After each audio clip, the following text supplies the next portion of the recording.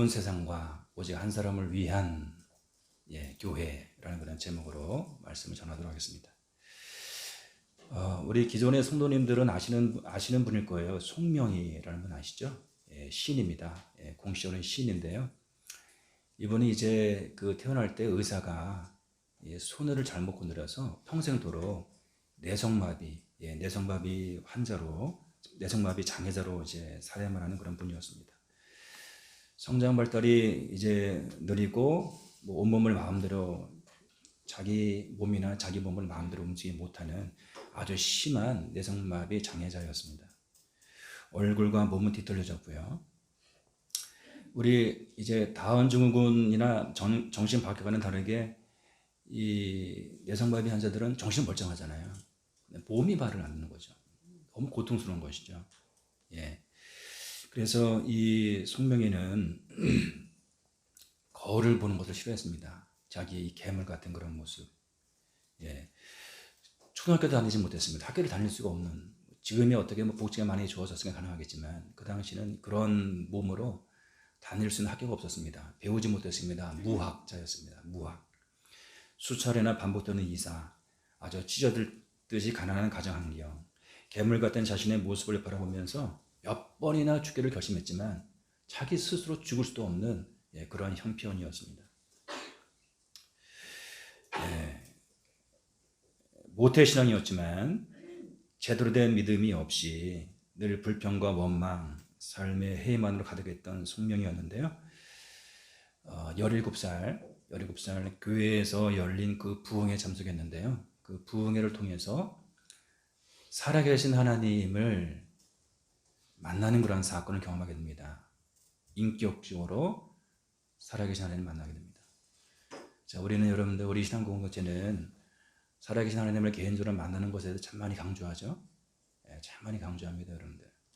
우리 아무리 머리로 지식으로 성경 신학적으로 하나님을 안다고 해도 내가 인격적으로 그분을 알지 못하면, 만나지 못하면, 경험하지 못하면, 그분과의 친밀한 관계 속에 살아가지 못하면 우리의 신앙은 살아있는 생명의 신앙이 될 수가 없습니다. 수많은 종교 중에 또 하나의 그러한 종교를 취해서 종교 생활하는 그러한 모습에 그칠 수밖에 없는 것이죠. 자, 살아계신 그 하나님을 개인적으로 만나면서 그동안 참았던 눈물이 터져 나왔고요. 그리고 주님을 개인적으로 영접하고 이후 말씀과 기도 생활에 전념하면서 하나님께서 주시는 뭔가 새로운 그런 비전과 어떤 그런 소망을 발견하게 됩니다. 주님을 인격적으로 만나고 며칠이 지난 어느 날 손명희는 어머니에게 엄마에게 이렇게 고백합니다. 엄마, 내 안에서 계속 시가 솟아올라요. 시가. 내 안에서 계속 시가 솟아올라요. 이분 여러분들 초등학교도 다니지 못한 분이에요. 여러분들. 무학자예요. 무학이에요. 무학. 근데 주님을 만나고 며칠이 지난 다음에 엄마에게, 엄마, 내 안에서 계속 시가 이렇게 넘쳐나요. 솟아올라요. 그것은 그녀 안에서 일하시는 하나님의 그러한 역사, 하나님의 일하심이었던 것이죠. 어느 날 주님이 그에게 말씀하셨습니다. 여러분들, 우리가 믿는 하나님은 살아계신 하나님이신 거 아시죠? 살아계신 하나님이시기 때문에 우리에게 말씀하시는 거 어색하지 않으시죠? 하나님은 우리에게 말씀하시고 하나님은 우리가 말씀하실 때 알아듣기를 원하십니다. 하나님은 우리가 하나님께 말할 때 우리의 말들을 들으시죠. 반응하시죠. 이 송명희, 17살 송명희, 이 송명희에게 하나님께서 말씀하셨어요. 내가 말하는 대로 써라. 이 송명희, 17살 송명희 가슴 가운데 아주 강렬한 주님의 그 감동이 전해져 왔어요. 내가 말하는 대로 써라. 그래서 송명희는 왼손잡이였는데 왼손에 토막 연필을 쥐고, 오늘 여러분들이 받을 선물이 연필이거든요.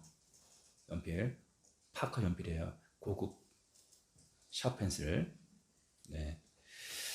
자, 왼손에 이 토막 연필을 쥐고 한자 한자 힘들게 주님이 주시는 그러한 시어를 받아 적어왔습니다. 몸이 들려가지고 이 글 한자 쓴데도 한지 걸리는 거야. 이래가지고 말이죠. 쓰는 게 아니라 그리는 거죠, 여러분들. 예, 온몸으로 그리는 거야, 그 한자 한자를. 주님이 주시는 시어를 받아 적었는데요. 나 가진 재물 없으나, 나 남이 가진 지식 없으나, 나 남에게는 건강이 있지 않으나, 나 남이 없는 것 있으니, 나 남이 못 본 것을 보았고, 나 남이 듣지 못한 음성 들었고, 남이 받지 못한 사랑 받았고, 남이 모르는 것 깨달았네. 공평하신 하나님이, 공평하신, 온몸으로 그리면서 내려가는데요. 여기서 송명이신 여러분들 멈췄습니다. 예, 스탑할 수밖에 없었어요.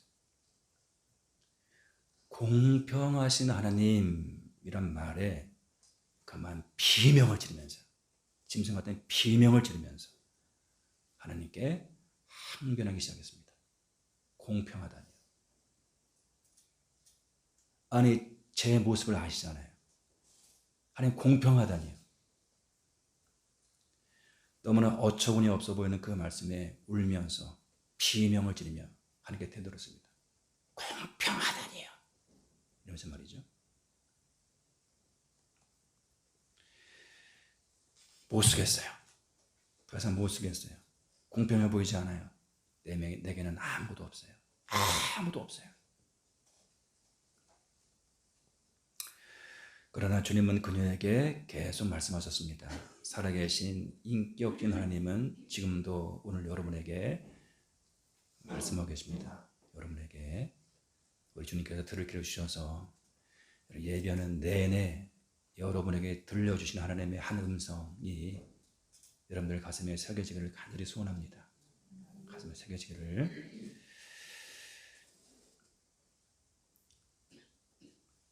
그러나 주님은 계속 그녀에게 말씀하셨어요. 시키는 대로 공평하신 하나님이라고 써라.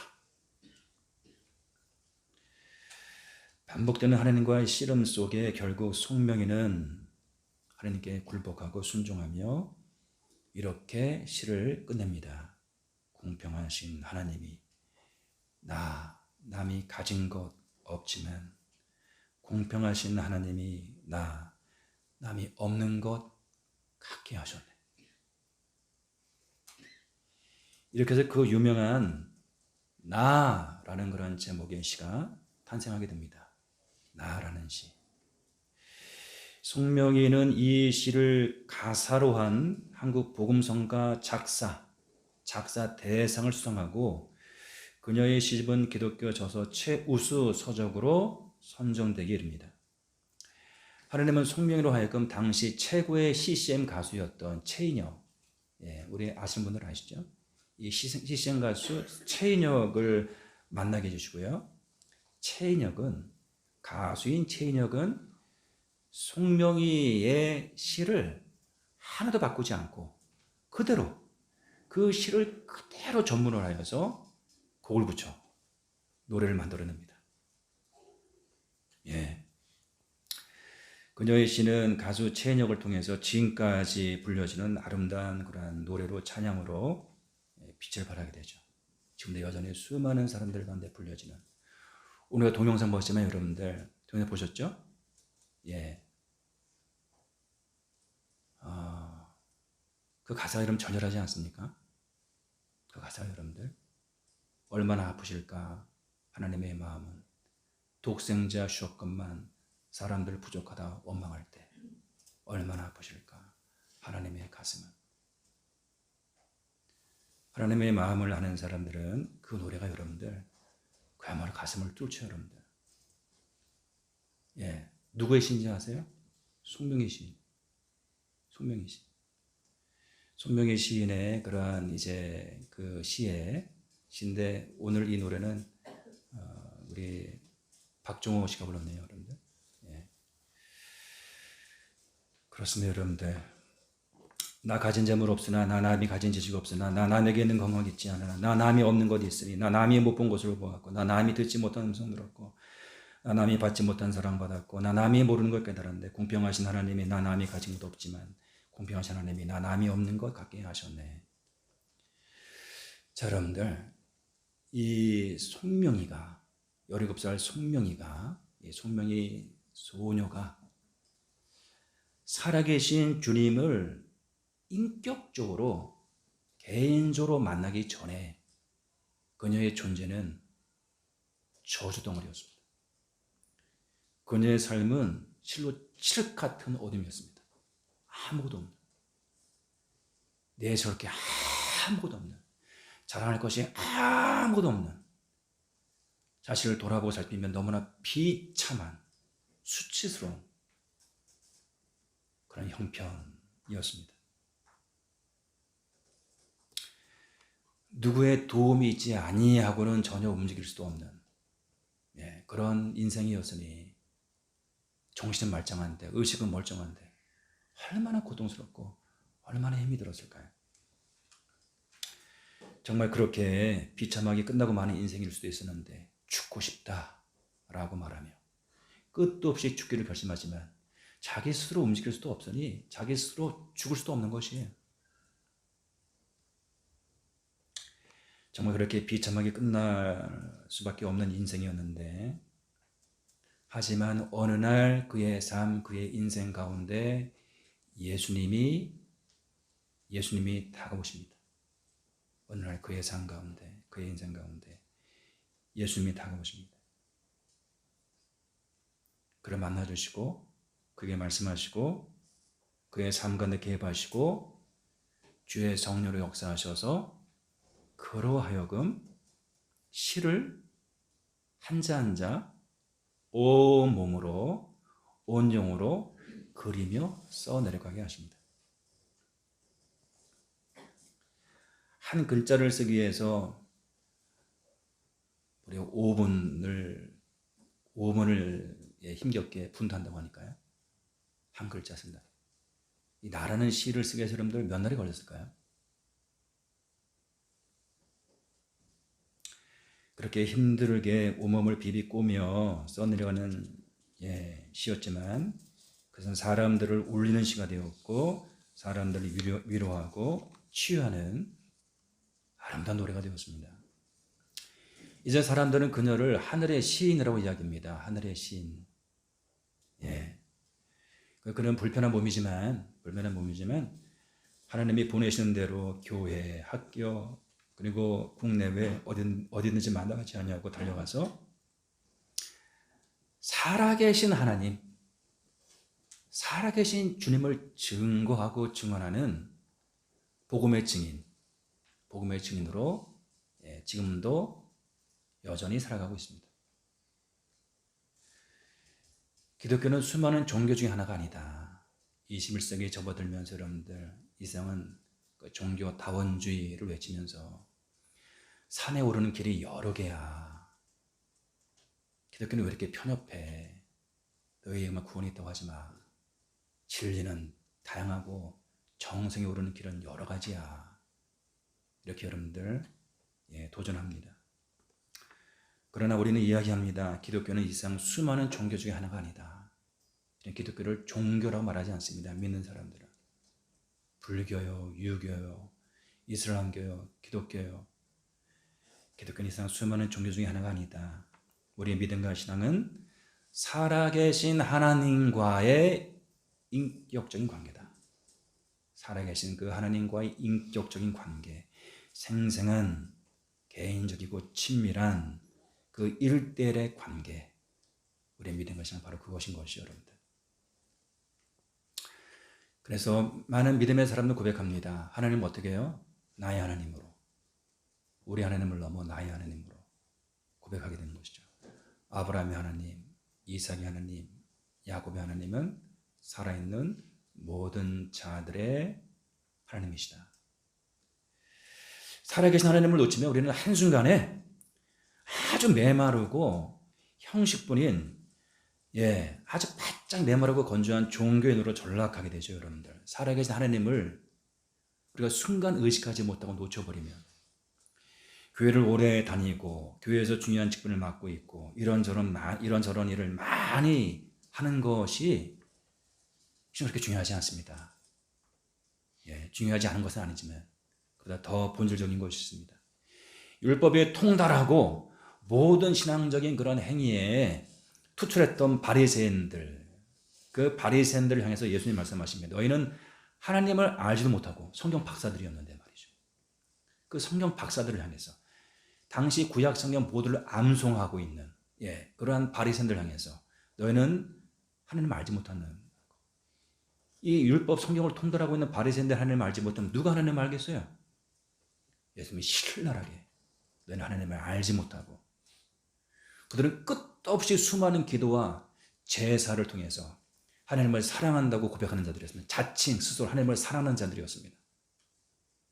그런 바리새인들에게 예수님 말씀하시죠. 너희는 하나님을 알지도 못하고 하나님을 사랑하지도 않는다 라고 말씀하시죠. 살아계신 하나님과의 개인적인 친밀한 인격적인 관계가 있지 않습니다. 살아계신 하나님이 나의 하나님을 경험되지 않습니다. 종교와 형식과 의식으로만 남아있는 바로 그 하나님, 그런 자들이었기 때문에 그러한 신앙을 가진 자들이었기 때문에 그들은 그들 앞에 서 계신, 그들의 눈앞에 서 계신 하나님을 알아보지 못합니다. 성자 하나님, 육신으로 임하신 그 하나님을 알아보지 못합니다. 그들을 구원하기 위해서 이 땅 가운데 오신 메시아, 그들이 그토록 기다렸던, 수천 년 동안 기다렸던 메시아, 그분을 알아보지 못합니다. 그리고 하나님의 아들 성자 하나님 메시아이신 예수를 십자가에 못 박아 죽이는 장본인들입니다. 장본인들. 종교가 이렇게 무서운 것입니다, 여러분들. 종교가. 전쟁 중에 제일 무서운 전쟁이 어떤 전쟁이죠? 종교 전쟁이에요. 우리의 신을 위하여. 중세시대 십자군 전쟁이 여러분들 정말 잘못된 전쟁이었죠. 잘못된 행위였죠. 하나님의 이름을 빙자해서 수많은 사람들의 생명을 살상한 그 헛되고 잘못된 그 전쟁들이에요. 종교인들이 향한 전쟁이죠. 그리스도인들이 아니라, 살아계신 하나님을 경외하고 살아가는 자들이 행한 일들이 아니라 형식만 남아있는, 종교만 남아있는 그런 종교인들이 행한 아주 잘못된 역사적인 과오와 실수였던 것이죠. 어느 목사님이 있었습니다. 목회가 너무 힘들었어요. 목회가 쉽지 않잖아요, 여러분들. 근데 울면서 하나님께 기도하던 어느 날, 너무 힘들어가지고 하나님 기도하는 어느 날 하나님께서 그분에게 말씀하셨어요. 하나님 너무나 힘들어요. 하나님 너무 정말 힘들어요. 정말 목회를 계속 해야 될까요? 이러는 그 목사님에게 하나님께서 말씀하셨어요. 너는 나 때문에 행복하니? 이렇게 말씀하셨어요. 너는 나 때문에 행복하니? 목사님은 순간 차마 대답을 하지 못했어요. 하나님 때문에, 예수님 때문에 행복한가? 아니, 나를 위해 충성하고 있니? 나를 위해 열심을 내고 있니? 라고 물으신다면, 네, 하나님, 제가 좀 부족해도 그래도 제가 주님의 일에는 제가 헌신하고 충성하고 열심히 다하고 있죠. 그 대답을 했을 텐데, 하나님께서 물으시기를 너 나 때문에 행복하니? 라고 물으시는 거예요. 목사님의 말문이 막히고 말았습니다. 왜 이렇게 했어요? 하나님의 일꾼으로, 하나님의 종으로 하나님의 일을 한다고 했지만, 정말 열심으로 하나님의 일을 한다고 했지만, 정작 하나님 그분 때문에 기쁘고 즐겁고 행복하지는 않았다는 거예요. 하나님의 일을 한다고 정작 하나님 그분 때문에 기쁘고 즐겁고 감사하고 행복하진 않았다. 말문이 막힌 목사님에게 하나님 말씀하셨어요. 나는 너가 나를 위해서 죽도록 충성하기보다는 너가 나 때문에 행복하기 원한다. 너가 나 때문에 행복하기 원한다. 내가 너에게 원하는 것은 바로 그것이다. 오직 나 때문에 너가 행복하길 원한다. 여러분은 주님 때문에 행복하세요? 리니는 예수님 때문에 행복하세요?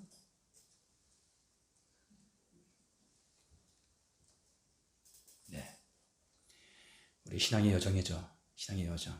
우리 주님을 알아가고 주님의 사랑을 알아가고 주님 때문에 기쁘고 감사하고 즐겁고 오직 주님 때문에 행복하여져 가는 그 여정.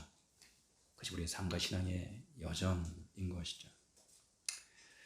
우리 하나님은 말 못하는 목수구상이 아니다. 우리 하나님은 사람을 이용만 하는 어둡고 사악한 그러한 더럽고 어두운 그러한 영들이 아니다.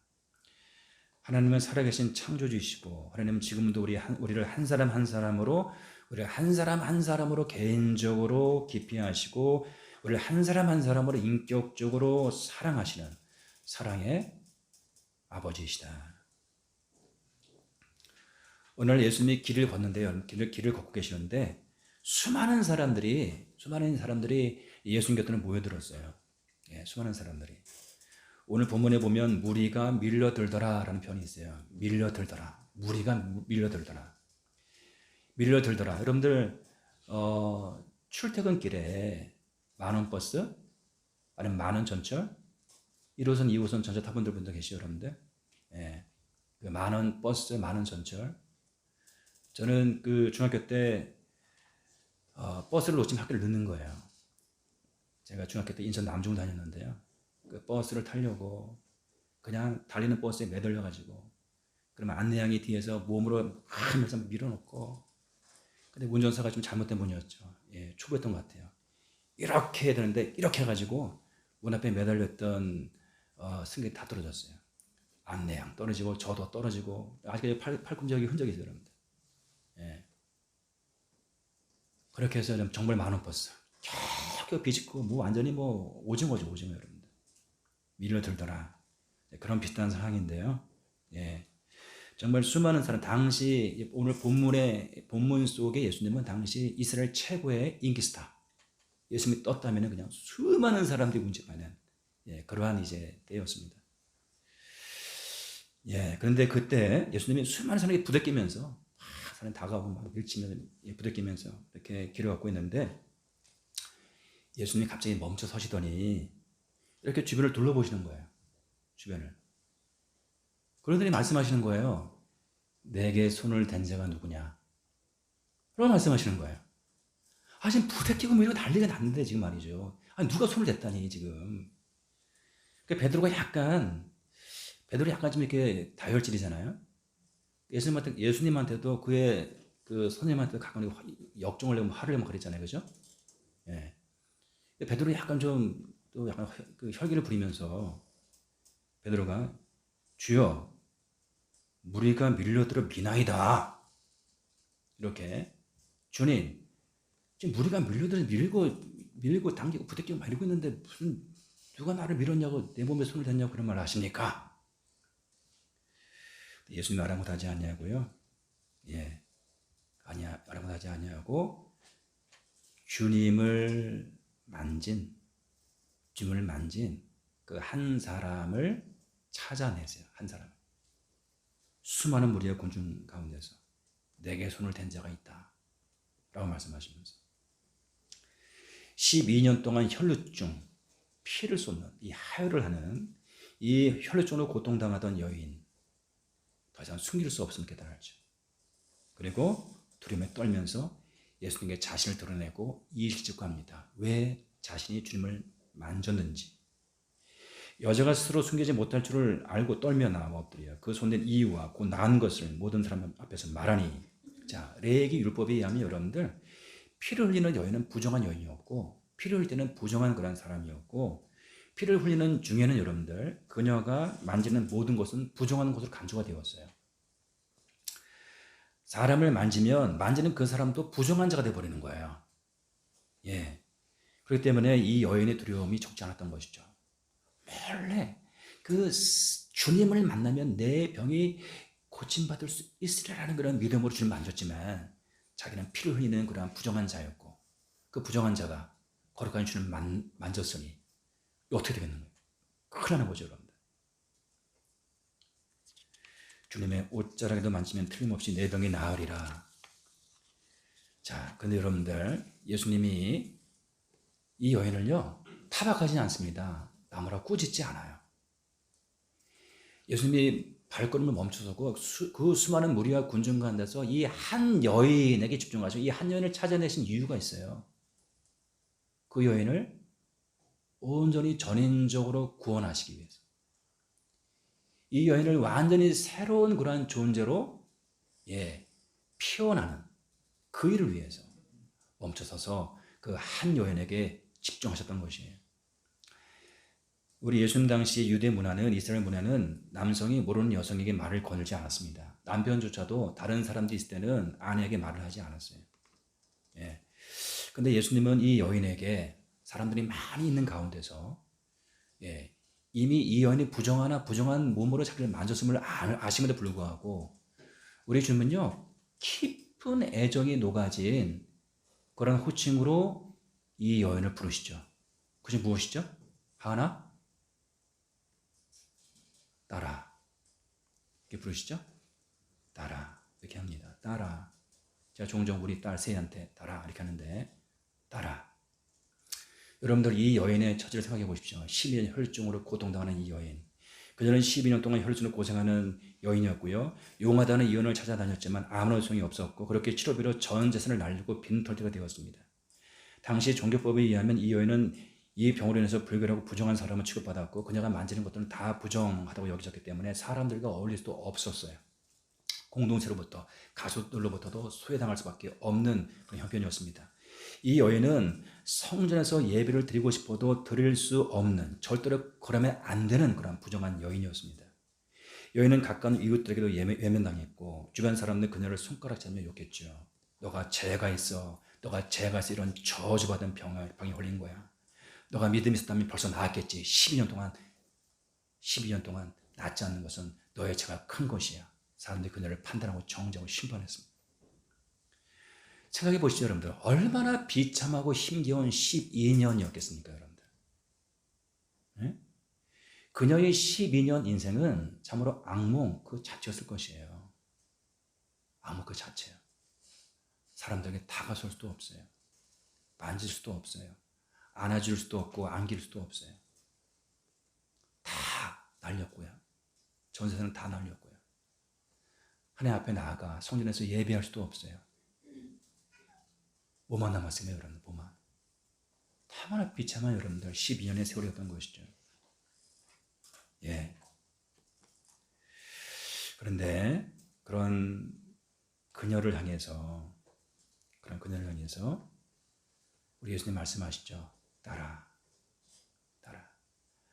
만약 여러분들 생각해 보세요. 만약 이 12년 혈증으로 고통당하는 이 여인이 우리 여러분의 딸이라면, 어떤 마음이에요? 어떤 마음이에요, 여러분들? 응? 여러분의 가족이라면, 여러분의 엄마라면, 응? 여러분의 아내라면, 여러분의 딸이라면 어떻겠습니까, 여러분?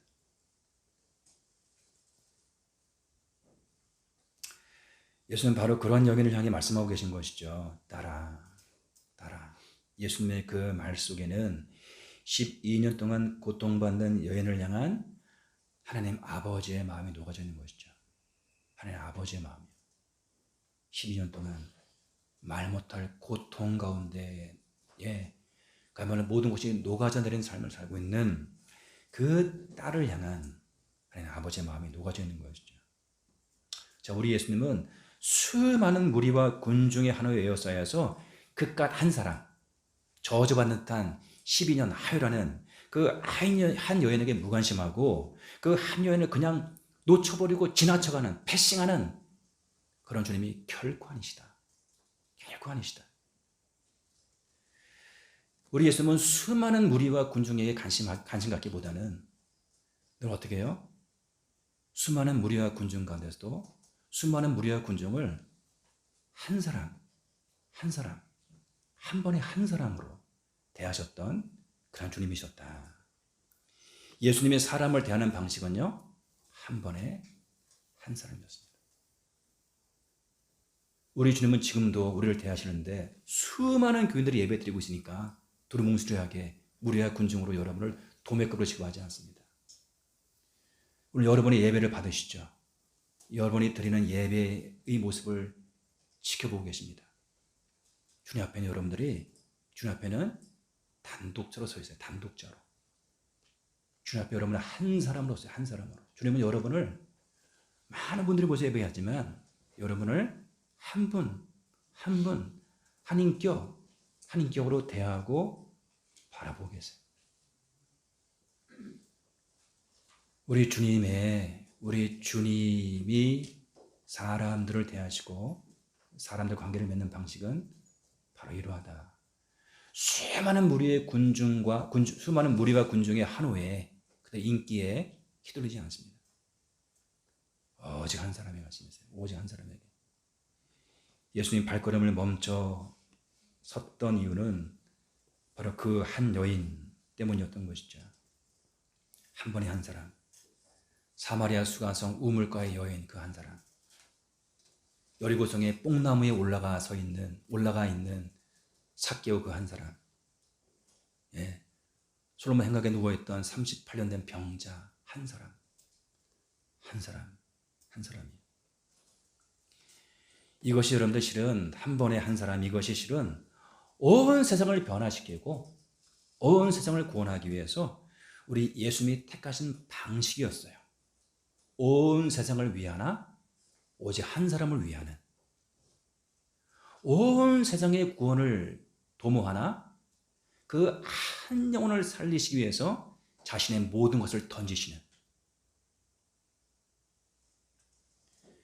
우리 주님 바로 이러한 주님이셨고 오늘 우리가 바로 이러한 주님의 사람이기를 원하고 계신다. 바로 그러한 맥락과 흐름 속에서 우리 주님은 25년 전에 이곳에 우리 주님이 나의 교회라고 하는 그러한 새날교회를 친히 세우셨습니다.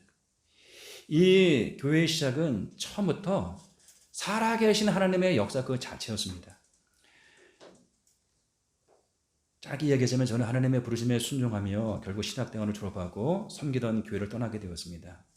갈 바를 알지 못했지만 마음은 평안했습니다. 갈 바를 알지 못했지만 하나님의 인도하심을 떠났던 아브라함의 어떤 그런 여정이 가슴에 깊이 새겨졌고요. 하나님께서 부르셨으니 하나님의 종을 인도하시리라. 이러한 믿음이, 담대한 믿음이 있었습니다. 전혀 두려워하지 않았습니다. 94년인가요? 12월 30일 송구영신 예배 때 제가 다니던 그런 교회 가운데 인사를 하고 신학대학원을 다니면서 2년 동안 전도사 섬겼었는데 인사를 하고 교회를 떠났습니다. 다음날 교회 사무실 가서 제 자리를 정리하고 짐을 챙겨서 나오는데 당시 교회 사찰 권사님의 아내였던 분이 기도를 많이 하는 분이셨는데 이분이 쪼록 한참 저를 뒤따라와가지고 저에게 이 말씀을 하셨어요. 전도사님, 내년 이맘쯤에 목회지가 생길 거래요. 전 당시 그런 걸 잘 몰라가지고 그래요 하고 넘겼습니다. 기도를 많이 하는 권사님이셨는데 전도사님 내년 이맘쯤에 목회지가 생길 거래요. 그리고 이제 집에 돌아와서 이제 머물고 있는데 전화가 왔습니다. 동춘교회 목사님이었습니다. 예배 드릴 것이 마땅치 않으면 우리 교회 와서 예배를 드리시라고. 알겠다고. 주일에 가서 예배를 드리는데 목사님이 예배가 끝나자마자 저를 급히 목욕실 깊은 골방으로 데리고 가시더니 아주 은밀하게 말씀하시는 것이었습니다. 제가 몇 년 전에 동춘 농원마을에 240만 원을 주고 아주 싼 가격에 허름한 집을 하나 사놓았는데 하나님께서 임 전도사님에게 그 집을 내어주시래요. 그 집에서 교회가 시작될 수 있도록 하시래요. 그 말씀하시는 거예요. 이 목사님이 영적으로 예민하고 그런 분이 아닌 것 같은데 그날 여러분들 예배를 통해서 앉아있는 저를 바라보시면서 저를 바라보실 때 하나님이 그런 큰 감동을 주셔가지고 저를 불러내어서 말할 수밖에 없도록. 시간이 지나면 내 생각이니 하고 또 그 마음을 잃어버릴까 봐 불러놓고 약속을 하신 거예요. 그리고 1년 뒤 동춘동 222-2 이곳에 새날교회가 그렇게 개척되고 시작이 되었습니다. 교회가 시작되고 매년 세례를 받는 사람들, 여러분 줄 보시죠. 여러분 줄 보면은 98년부터 98, 99, 2000 계속 매년 여러분들 개척교회인데 매년 세례를 받는 사람들이 매년 생겨났습니다. 여러분들 5명씩 매년 예. 그 무렵에 1999년에 우리 오정배 권사님, 그때는 그 당시는 오정배 성도님이었죠.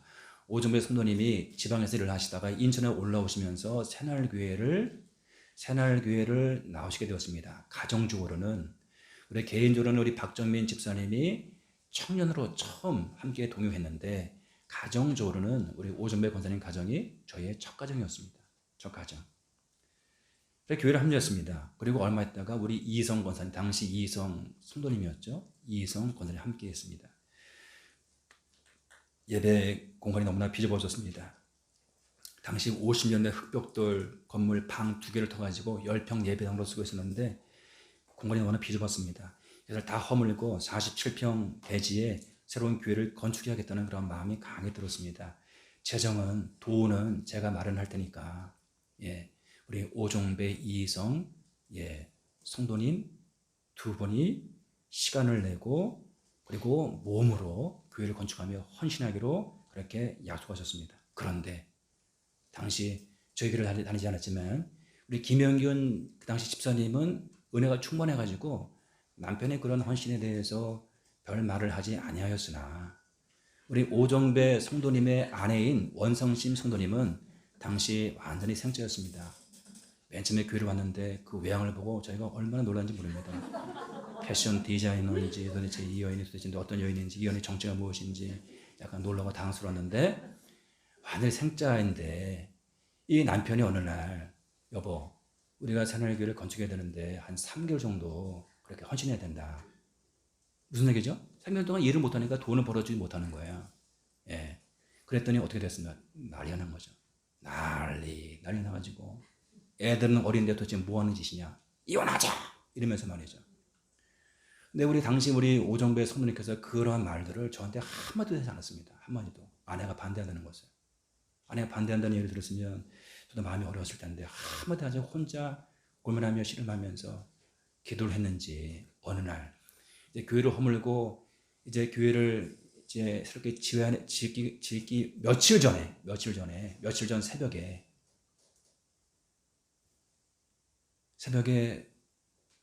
두 분이 잠을 자고 있는데 우리 원성진 성도님이 새벽에 깨어났습니다. 그리고 처음으로 이제 주님을 체험한 것이죠. 영적 경험한 것이죠. 가시면류관을 쓰고 그에게 다가오신 예수님을 만났습니다. 그냥 직감적으로 본능적으로 영적인 직감으로 그냥 깨달은 것이죠. 예수님이시네. 회개의 눈물 통곡하며 눈물 2시간 눈물을 흘리며 회개를 하는데 우리 오건사님이 굉장히 예민한 분인 거 아시죠? 모기 한 마리만 있어도 잠 못 자는 분인데 옆에서 아내가 울면서 통곡하며 2시간 동안 울고 있는데 그냥 콱 꼴치모시고 하나님의 깊이 재우시고 그 생자인 그 원성심 성도님을 만지신 것이죠. 예. 전혀 믿음도 없고 주님을 알지도 못했던 이 여인이 그렇게 예수님을 다메섹 도상에서 사도 바울이 예수님을 인격적으로 만난 것처럼 그렇게 만남으로 이 여인의 운명과 인생이 180도 완전히 달라져요. 완전히. 그래서 이 여인 안에 있던 것이 무엇입니까? 이 교회가 진짜 교회구나. 이 교회가 주님의 교회구나. 이 교회가 하나님이 사랑하시는 교회구나. 이 교회가 하나님이 세우신 교회구나.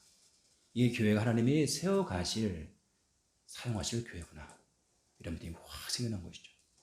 그러면서 그 다음부터 하루아침에 달라져가지고 교회를 건축하는데 팔을 걷어붙이고 음식을 만들어 오고 사람들 돕고 섬기고.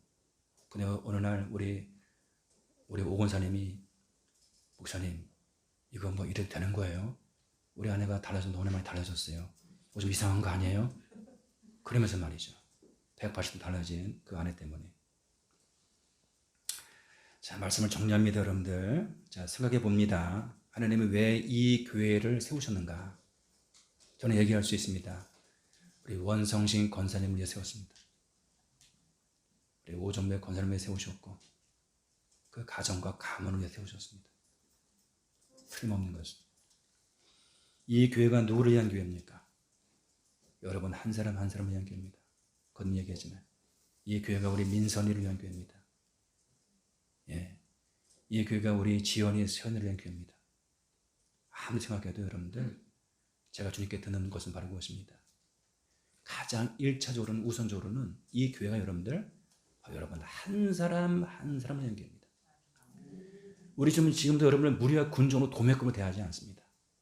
교회를 세우시고 한 사람 한 사람을 기가 막힌 선적인 역사 속에 이곳으로 부르셔서 여러분 만나주시고 만져주시고 거듭나게 하시고 오직 하나님 한 분 때문에 오직 예수 그리스도 한 분 때문에 기뻐하고 감사하고 만족하고 행복해하는 그런 사람으로 거듭나게 하시는 것이요 여러분들. 이 교회가 바로 그렇게 여러분 한 사람 한 사람을 위해서 주님께서 25년 전에 이곳에 이렇게 교회를 세우셨다. 우리 성도들 가운데 동일한 고백이 있습니다.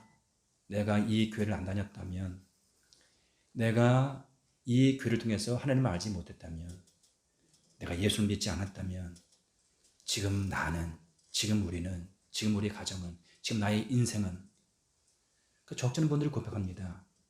우리 성도님은 언제가 가장 행복하세요? 적잖은 분들이 고백합니다. 지금이 제일 행복합니다. 라고 고백을 해요. 지금이 제일 행복합니다. 박지현 집사님 아멘이시죠? 네. 자, 우리 말씀 붙잡고 이제 기도합시다, 여러분들. 기도하기 원합니다. 우리 하나님 살아계십니다. 여러분 한 사람 한 사람을 바라보고 계시고요. 여러분 한 사람 한 사람과 새로운 그런 관계를 회복하고 정립하기 원하십니다. 하나님 오늘 여러분의 하나님, 나의 하나님으로 고백되어지는 그러한 은혜가 그러한 관계가 여러분들 가운데 있기를 원하십니다. 나를 사랑하사 나를 위하여 자기 자신을 버리신 하나님의 아들, 이 고백이 오늘 여러분 가운데 있기를 원합니다. 살아계신 하나님을 만나면 모든 것이 끝나죠. 여러분들 모든 것이 해결됩니다. 우리 하나님 살아계시는데 그분은 사랑이십니다. 우리를 위해 자신의 생명을 내어주시는 사랑의 주님이십니다. 이분이 오늘 여러분들을 다시 부르십니다. 나와 새로운 관계 속에서 거닐자, 동행하자 라고 말씀하십니다. 주님의 이 부르신 가운데 우리 믿음으로 고백 반응하며 기도하며 나아갑시다.